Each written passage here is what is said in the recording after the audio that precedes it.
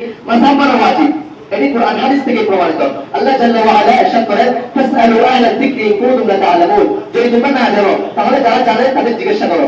অপরদিকে যদি আমরা ইতিহাসের দিকে তাকাই তাহলে দেখতে পাই যে সাহাবায়ে কেরামের জমানায় সকলেই মুস্তাহিদ ছিলেন না। তারা বড় ফকি সাহাবীদের কাছে মাসআলা জিজ্ঞাসা করতেন। আর ইমাম আবু হানিফা রাহিমাহুল্লাহ ও ইমাম শাফিঈ রাহিমাহুল্লাহর মতো প্রমুখ ইমামগণ কি নিশ্চয়ই কিছু বলতেন না, কিছুই না।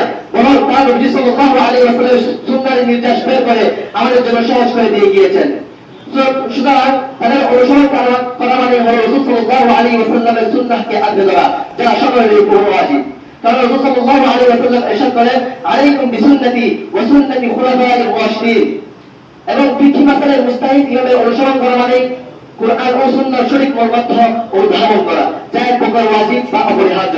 অতএব যারা মাযহাব মানে না তারা আসলে নিজেদের জ্ঞানকে ইমাম বানিয়ে বসেছে। এভাবে তারা এক পর্যায়ে ইসলাম থেকে দূরে সরে যায়। উলামায়ে কেরাম বলেন মাযহাব থেকে ফলাফল হওয়া ইসলাম ত্যাগ।